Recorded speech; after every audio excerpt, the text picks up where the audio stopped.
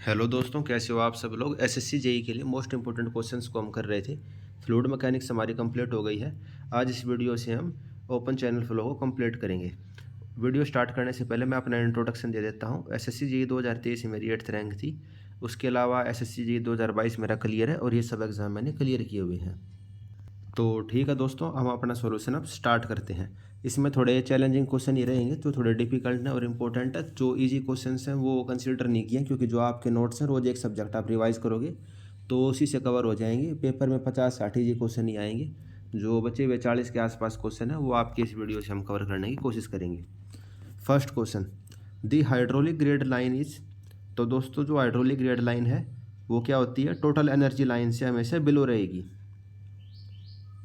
तो जो second number option है वो हमारा करेक्ट हो जाएगा। नेवर अबव दी एनर्जी ग्रेड लाइन, यानी कि एनर्जी ग्रेड लाइन ऊपर रहेगी और हाइड्रोलिक ग्रेडियंट लाइन हमारी नीचे रहेगी।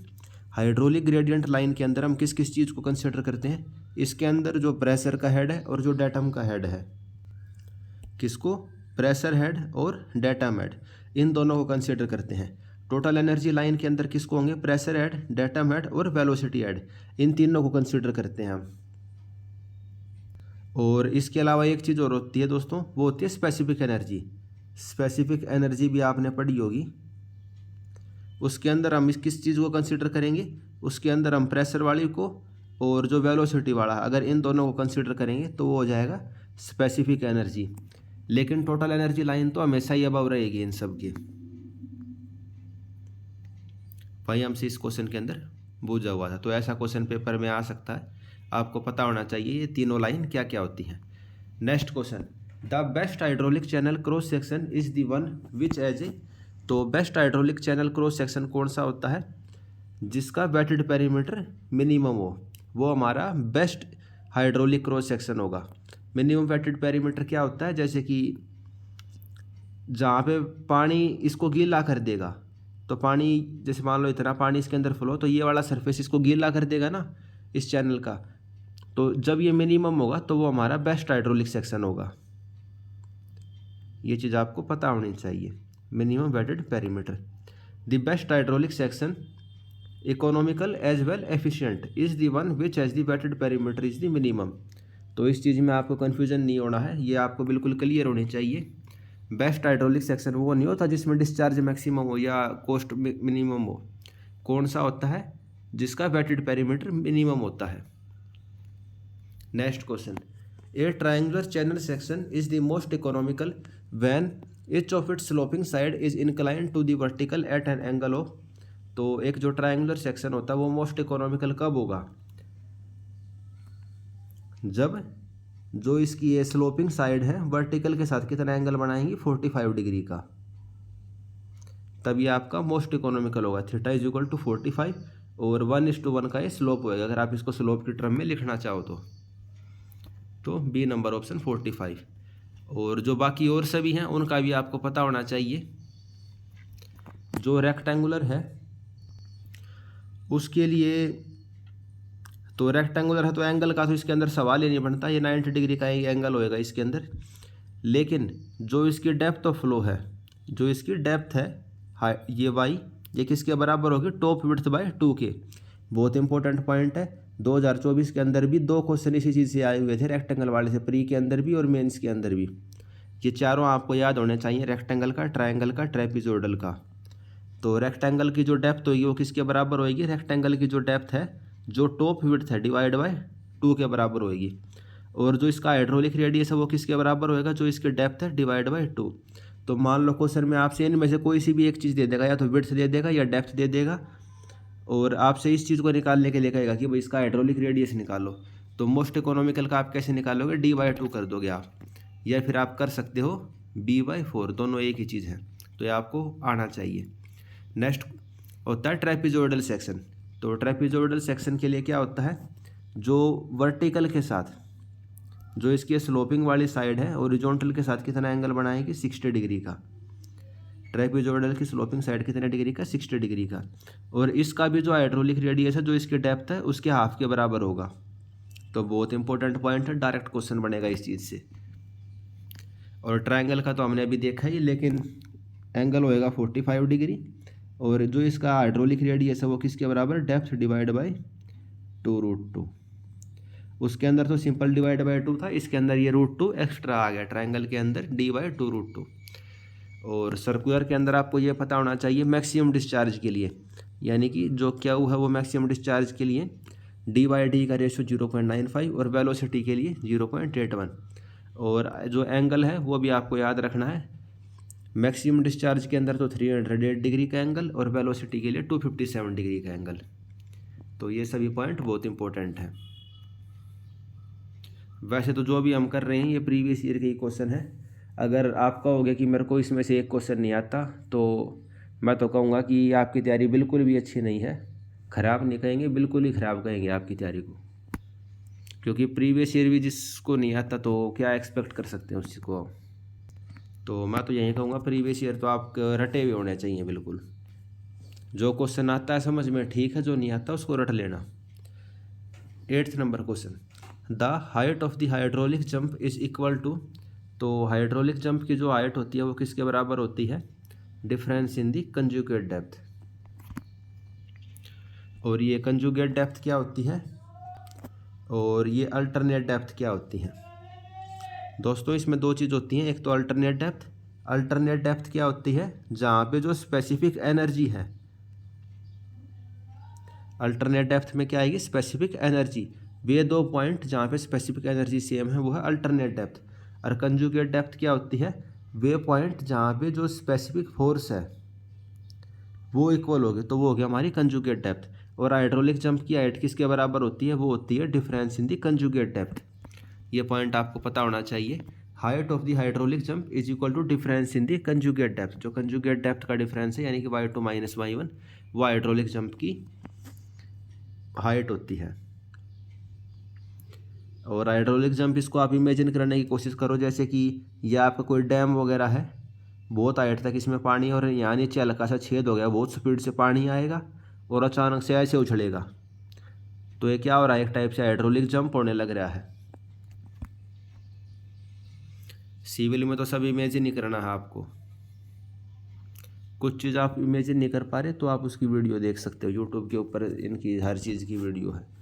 बाकी तो इमेजिन करना है और कंसेप्ट को अपने माइंड में रिलेट करना है चीज़ों को। Next question, the depth of the water below the spillway and after hydraulic jump are 1 and 6 metre. तो शुरू में 1 मीटर की डेप्थ थी, बाद में 6 मीटर की। हेड लॉस कितना होगा, तो आपको ये कंजुगेट डेप्थ दी हुई है। कंजुगेट डेप्थ आपको पता क्या होता है, डिफरेंस हाइड्रोलिक जंप की हाइट क्या होती है, डिफरेंस इन कंजुगेट डेप्थ, हमने अभी ऊपर देखा है। y1 1 metre, y2 6 metre. Energy का लॉस, ये वाला फॉर्मूला बहुत इंपॉर्टेंट आपको पता होना चाहिए। प्री और मेंस दोनों के अंदर इससे क्वेश्चन आ सकता है। y2 - y1 पूरे का cube divide by 4 y1 y2। Book में भी देखो कैसे इन्होंने हाईलाइट करके लिखा हुआ कि इसको रिमेंबर रखना है। तो आपने इसके अंदर 6 - 1 का क्यूब डिवाइड बाय 4 × 6 × 1 5.21। प्री के अंदर आएगा तो कैलकुलेशन ईजी रहेंगी, आपस में सभी चीज़ें कट जाएंगी और आप इसको ईजिली सॉल्व कर सकते हो। उसके अलावा जो है कंजुगेट डेप्थ होती हैं y1 और y2, इनके बीच में क्या रिलेशनशिप होता है वो भी आपको पता होना चाहिए। जो y2 है वो किसके बराबर होएगी, y1 divide by 2 1 + 8 frauds number का स्क्वायर -1। तो इस चीज़ के बराबर होगी ये, वही चीज़ इन्होंने यहाँ पे लिखी हुई है। y2 = y1 divide by 2 bracket में 1 + 8 फ्रॉड्स नंबर का स्क्वायर -1। तो ये चीज़ आपको पता होनी चाहिए। Next question, gradually varied flow is. तो ग्रेजुअली वेरिड फ्लो क्या होता है दोस्तों, जो ग्रेजुअली वेरिड फ्लो होता है वो होगा steady non uniform flow. Gradually varied flow का मतलब क्या होगा, ग्रेजुअली यानी कि धीरे धीरे, टाइम के साथ, वेरी यानी कि चेंज होने लग रहा है।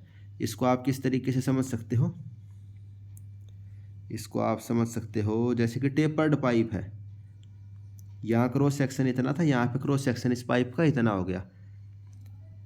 तो क्या होएगा, जैसे जैसे आप इसके अंदर आगे बढ़ते जाओगे, यहाँ एरिया ज़्यादा होगा तो वेलोसिटी वगैरह कुछ और होएगी, चेंज हो जाएगी ना वेलोसिटी इसके अंदर। तो नॉन यूनिफॉर्म फ्लो हो गया। लेकिन किसी भी टाइम में सुबह 10 बजे या रात के 10 बजे जो इसके अंदर वेलोसिटी होगी इस पॉइंट पे सेम रहेगी और इस पॉइंट पे जो वेलोसिटी है वो सेम रहेगी। तो इस टाइप के फ्लो को हम क्या बोलेंगे, स्टेडी नॉन यूनिफॉर्म, यानी कि टाइम के साथ तो फ्लो चेंज नहीं हो रहा लेकिन लेंथ के लॉन्ग फ्लो चेंज होता जा रहा है। एग्जांपल मैंने आपको बता दिया, जो टेपर्ड पाइप का फ्लो होता है वो क्या होता है, steady non uniform flow, gradually varied flow का एग्जांपल है। Next question, in this step method both direct and indirect the computations are made. तो कोई स्टेप मेथड होता है, उसके अंदर जो कंप्यूटेशंस है यानी कि हमारी कैलकुलेशंस वगैरह हैं वो हम कैसे कैलकुलेट करेंगे। तो दोस्तों इसके अंदर हम प्रोसीड अपस्ट्रीम इन दी सब क्रिटिकल फ्लो।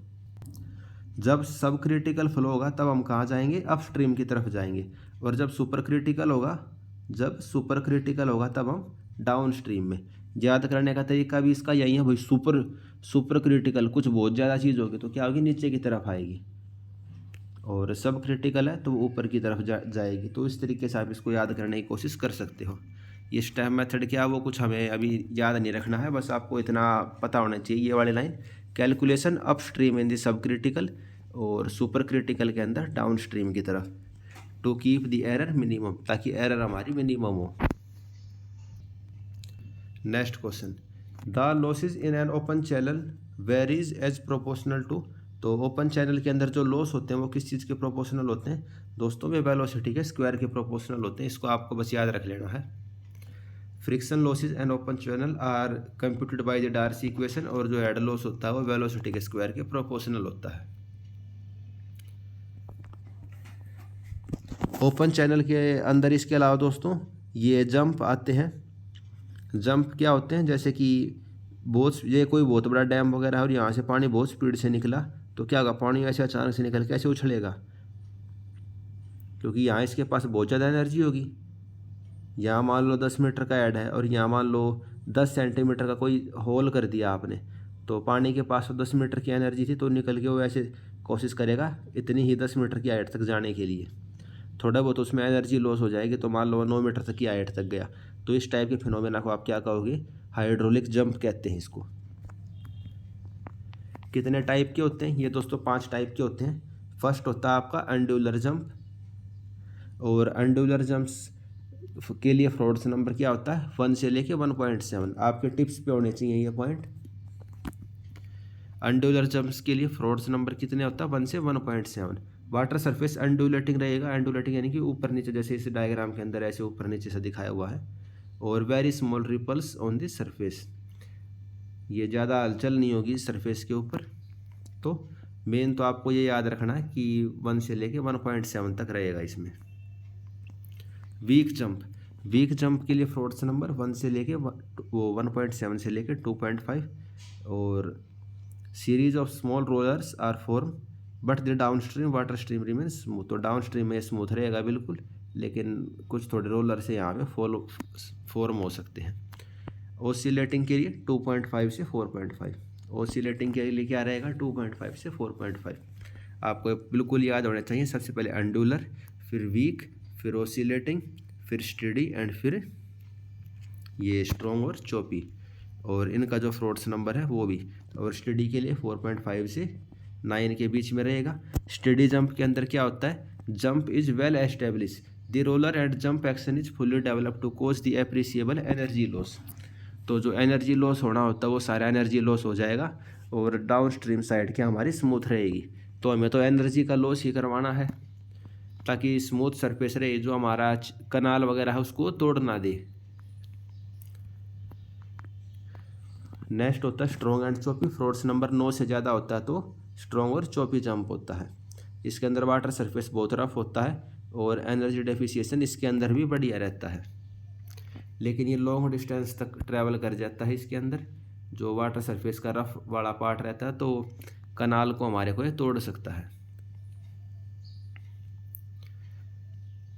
नेक्स्ट पार्ट दोस्तों, फ्रॉड्स नंबर का फॉर्मूला क्या होता है। फ्रॉड्स नंबर होता है divide by root of GD। Froude's number यही होता है। तो इसके अंदर जो है नीचे वाला पार्ट है root of G into D। इस चीज़ को आप क्या बोलोगे, इस चीज़ को हम बोलते हैं सिलेरिटी। इस चीज़ को हम क्या बोलेंगे, बाकी सबको आप हटा दो, इस चीज़ को हम क्या बोलेंगे, सिलैरिटी। सी नोट से मेंशन करते हैं इसको। It represent a speed which with which the disturbance created to flow travel in the still water, यानी कि पानी के अंदर से आप पत्थर वत्थर फेंक देते हो या कोई हलचल होती है पानी के अंदर, वो कितनी स्पीड से स्टिल वाटर के अंदर ट्रैवल करेगी, वो क्या होती है, सिलैरिटी होती है। और इसका फॉर्मूला होता है root of G into D, जो फ्रोड्स नंबर के अंदर डेनोमिनेटर वाला पार्ट होता है। ठीक है, तो अब इससे क्वेश्चन क्या बनता है, क्वेश्चन इससे ये बनेगा, आपको डेप्थ ऑफ फ्लो दे देगा किसी चैनल के अंदर यानी, और वेलोसिटी ऑफ फ्लो दे देगा, और आपसे ये पूछेगा इसके अंदर जो वेव डेवलप हो रही है वो कितनी स्पीड से ट्रैवल कर रही है।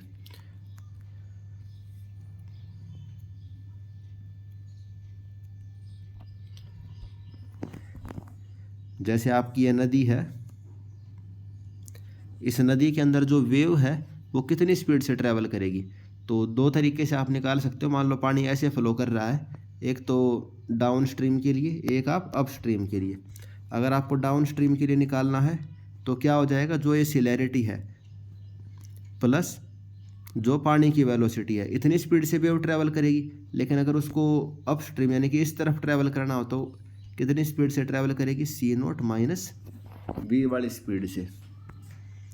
और ये वाला क्वेश्चन आपसे पूछते हैं, जैसे प्रीवियस ईयर का ही क्वेश्चन है, इसके अंदर आपको स्पीड दी हुई है, नदी की स्पीड है 2 मीटर पर सेकंड, वेलोसिटी ऑफ फ्लो, और आपने इसके अंदर सिलैरिटी निकालनी, C naught is equal to root of G into D. इस वाले क्वेश्चन में जो डी की वैल्यू है डेप्थ की वो 1 मीटर दी हुई है, तो सी नोट आ गई 3.132। तो जो वेव की वेलोसिटी है अपस्ट्रीम के अंदर, वेव की वेलोसिटी अपस्ट्रीम में, the velocity with which the elementary wave travel upstream, तो कितनी हो गई, सी नोट माइनस वी। तो ये चीज़ आपको याद रखनी है, सी नोट माइनस वी। अगर डाउन स्ट्रीम के अंदर कहता तो सी नोट प्लस वी हो जाती। तो ये चीज़ तो आपको वैसे भी समझ आ रही है, जैसे ये नदी है, कुछ तो नदी का जो पानी बह के जाने लग रहा है उसकी वेलोसिटी, और कुछ उस वेव की वेलोसिटी जो हमने root of G into D से निकाल ली है। तो इस साइड अगर हम कैलकुलेट करेंगे तो दोनों ऐड हो जाएंगे, इस साइड कैलकुलेट करेंगे तो इसमें से वेलोसिटी को माइनस कर देंगे। तो कुछ इसमें ऐसा है नहीं। और फ्रोड्स नंबर क्या होता है, वी ऑफ जी डी। तो फ्रोड्स नंबर का फॉर्मूला भी आपको पता था पहले से ही, बस इस जो ये root of G D note है इसी को हम सी नोट बोल रहे हैं, यानी कि सिलैरिटी। क्वेश्चन में आ सकता है ये वाला क्वेश्चन भी, और पहले भी आ चुका है, मैं प्रीवियस ईयर में आपको ये दिखा रहा हूँ। Next question, which of the following expression represent the critical state of flow in A rectangular channel. तो किसी रेक्टेंगुलर चैनल के अंदर क्रिटिकल स्टेट ऑफ फ्लो इनमें से कौन सा रिप्रेजेंट कर रहा है, तो B number option, Q square by G is equal to A cube by T. तो ये आपको याद रखना है, इसका डेरिवेशन वगैरह नहीं है। जो क्रिटिकल स्टेट ऑफ फ्लो है नॉन रेक्टेंगुलर चैनल के अंदर, उसके लिए ये इक्वेशन उसको रिप्रेजेंट करती है, Q square by G A cube by T. ये आपको याद हो जाएगा 3-4 बार पढ़ोगे तो।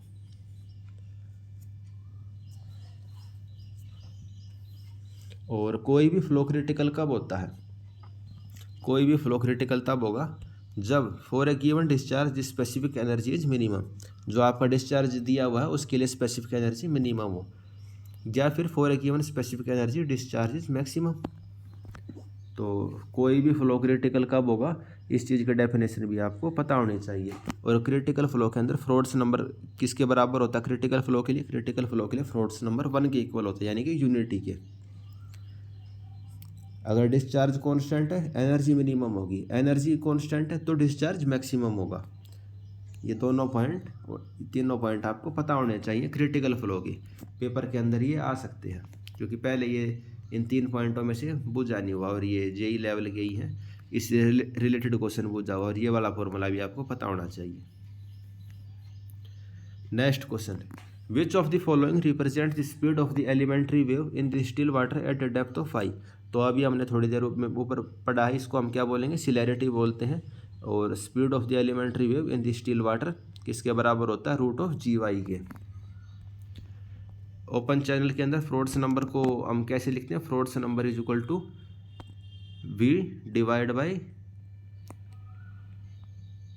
Root of G into L. इसने एल लिख दिया जो हम नॉर्मली पढ़ते हैं, अगर आपने नोट्स में पढ़ा होगा तो जी इंटू डी, और ये डी क्या होती है, ये होती है हाइड्रोलिक डेप्थ। ये क्या होती है, हाइड्रोलिक डेप्थ। और इसका फॉर्मूला क्या होता है, जो डी होती है area divide by top width. जो टॉप की विड्थ है उसको हम कंसिडर करते हैं। ये हाइड्रोलिक रेडियस नहीं है एरिया डिवाइड बाय पेरीमीटर, इसमें area divide by top width लेते हैं। तो वैसे तो आपने पढ़ा ही होगा, लेकिन नहीं पढ़ा तो इस वीडियो से भी आपको ये वाली चीज़ क्लियर हो गई होंगी। फ्रॉड्स नंबर हम कैसे निकालते हैं। डेनोमिनेटर ऑफ फ्रॉड्स नंबर वही है, उसको हम सेलेरिटी बोलते हैं। वही कितनी स्पीड से एक वेव ट्रैवल करेगी। Next question, what is the rate of the flow in rectangular channel. 4 metre wide का कोई रेक्टेंगुलर चैनल है, 2 मीटर डीप है, बेड स्लोप दिया हुआ है, रनिंग फुल है, चेजी कॉन्स्टेंट उसका 50 है। तो चेजी का कॉन्स्टेंट दिया हुआ तो हम क्या निकाल लेंगे, वेलोसिटी निकाल लेंगे चेजी के फॉर्मूले से। चेजी के जो फॉर्मूले है उससे हमने उसकी वेलोसिटी निकाल लेंगे, C√RS। तो हाइड्रोलिक रेडियस हमको निकालना पड़ेगा। हाइड्रोलिक रेडियस होता है एरिया डिवाइड बाय पेरीमीटर। ये मैंने आपको अभी थोड़ी देर पहले भी बताया था, hydraulic radius area divide by perimeter. और डेप्थ किसके बराबर होती है, एरिया डिवाइड बाय विड्थ के। दोनों चीज़ में डिफरेंस आपको पता होना चाहिए क्या है, कन्फ्यूज मत होना इनके अंदर। तो रेडियस निकाला, उससे हमने वेलोसिटी निकाल ली, और वेलोसिटी से डिस्चार्ज किसके बराबर होता है, वेलोसिटी इनटू एरिया। तो उससे हमने डिस्चार्ज निकाल लिया। Easy question. Next question, a rectangular channel of the bed width 2 metre is to be laid at a bed slope of 1/1000। एक रेक्टेंगुलर चैनल है, बेड विड्थ 2 मीटर है और स्लोप दिया हुआ है। हाइड्रोलिक रेडियस निकालना है मैक्सिमम डिस्चार्ज कंडीशंस के लिए। तो अब बताओ इस क्वेश्चन को, चेजी कांस्टेंट दिया हुआ है, सोचो आप इस क्वेश्चन को कैसे करोगे। और इस क्वेश्चन को मैंने अभी आपको थोड़ी देर पहले करवाया भी है। ये 5 सेकंड का क्वेश्चन है। बेड विड्थ 2 मीटर दी हुई है, तो बेड स्लोप दिया हुआ कोई मतलब नहीं, चेजी कांस्टेंट दिया हुआ है कोई मतलब नहीं। मैक्सिमम डिस्चार्ज कंडीशन के लिए हाइड्रोलिक रेडियस बताना है। तो हाइड्रोलिक रेडियस क्या पढ़ा था हमने, मोस्ट इकोनॉमिकल सेक्शन के लिए D/2। और डेप्थ किसके बराबर होती है, विड्थ/2 के। अभी जो पहला क्वेश्चन था उसी के अंदर हमने इस चीज़ को पढ़ा था ना। तो जो हाइड्रोलिक रेडियस है वो किसके बराबर हो गया, टॉप विड्थ इसकी कितनी है 2 मीटर डिवाइड बाय 4 यानी कि 0.5। A option. अब ये वाला क्वेश्चन करने में हार्डली आपको 10 सेकंड लगती। अगर आप कन्फ्यूज होते इस क्वेश्चन के अंदर कि इसमें चेजी का कांस्टेंट दिया हुआ है, बेड का स्लोप दिया हुआ, तो कन्फ्यूज होते रहो। तो इस टाइप का क्वेश्चन आपको समझना है कि आपको क्या निकालना है। प्रीवियस ईयर क्वेश्चन देखो, सबसे इम्पोर्टेंट वही है। कोई मॉक टेस्ट हो, टेस्ट सीरीज हो, क्विज हो, सबसे इम्पोर्टेंट प्रीवियस ईयर क्वेश्चन है। एक सब्जेक्ट की रोज़ रिवीजन है, तो इसको आपने इजीली सॉल्व कर दिया। स्लोप दिया हुआ था, चेजी कांस्टेंट था, लेकिन मैक्सिमम डिस्चार्ज के लिए रेडियस किसके बराबर होता है, विड्थ डिवाइड बाय 2। और विड्थ किसके बराबर होती है, वो डेप्थ, रेडियस होता है डेप्थ/2 और डेप्थ किसके बराबर होती है, विड्थ/2। तो ये हो गया B/4 और आपने इसको पुट कर दिया तो आपका आंसर आ गया R = 0.5 मीटर। तो ठीक है दोस्तों, अपना जो हाइड्रोलिक ओपन चैनल फ्लो है, अपना ओपन चैनल फ्लो कंप्लीट हो गया है। अगर किसी ने ओपन चैनल फ्लो आज से पहले कभी पढ़ा भी नहीं था तो भी सफिशिएंट है। जो आज हमने किया है उसका पूरा ओपन चैनल फ्लो कवर हो जाएगा, क्योंकि फ्रॉड्स नंबर हो गया। इसके अलावा वे 4 कंडीशंस हैं, ट्रेपेजोइडल, ट्रायंगल, स्क्वायर, कि भाई मोस्ट इकोनॉमिकल सेक्शन कौन सा होता है, उसका डेफिनेशन हमने देख ली, फ्रॉड्स नंबर देख लिया, और स्पेसिफिक एनर्जी देख ली हमने। उसके अलावा इसके अंदर और कोई चीज़ नहीं है। तो ठीक है दोस्तों, ओपन चैनल फ्लो हमारा कंप्लीट हो गया। अब हमारा इस फ्लूइड वाले पार्ट के अंदर हाइड्रोलिक मशीन और पंप वाला पार्ट बचा हुआ, कल हम उसको कर लेंगे। आपने पंप और मशीन वाला चैप्टर नहीं पढ़ा है तो कल की क्लास ज्वाइन करिए, इंटरेस्टिंग रहेगी आपके लिए। उसके अलावा हम जो 3 PM पे क्विज़ कर रहे हैं, क्विज़ बहुत इंपॉर्टेंट होती हैं। मैंने तो आपको पहले भी बताया हुआ है, जैसे अगर आपने मेरा इंटरव्यू देखा होगा, अड्डा के ऊपर देखा होगा, या फिर मेरे खुद के चैनल पर वीडियो देखी होगी, तो मैंने आपको बताया कि टेस्ट सीरीज़ मैंने नहीं ली थी, मैं तो क्विज से ही पढ़ता था। वैसे दोनों इम्पोर्टेंट है, तो 3 PM पे हम क्विज़ करेंगे। और यूट्यूब की हिस्ट्री में पहली बार है कोई जो टीचर है या फिर जिसने पेपर पास किया हुआ है वो लाइव क्विज़ कर रहा है, क्योंकि क्वेश्चंस क्या आएंगे वो मुझे भी नहीं पता होता, किसी को नहीं पता होता क्विज़ के अंदर, जिसने सेट की है उसके अलावा। और लाइव होती है सभी के लिए, तुरंत 25 मिनट के अंदर अपने 50 क्वेश्चन हो जाते हैं और तुरंत रिजल्ट आ जाता है। क्विज़ का फ़ायदा यही है, अपना 200-300 बच्चे एक साथ अटैम्प्ट करते हैं उसको। तो आप भी चैनल ज्वाइन करके कर सकते हो उसे, नहीं तो अपनी जो यूट्यूब वीडियो है उससे भी आप क्विज़ देख सकते हो, वो भी सफिशिएंट है। तो thank you friend, I hope आपकी तैयारी अच्छी चल रही होगी, अब की बार आप सभी का सिलेक्शन हो। Thank you.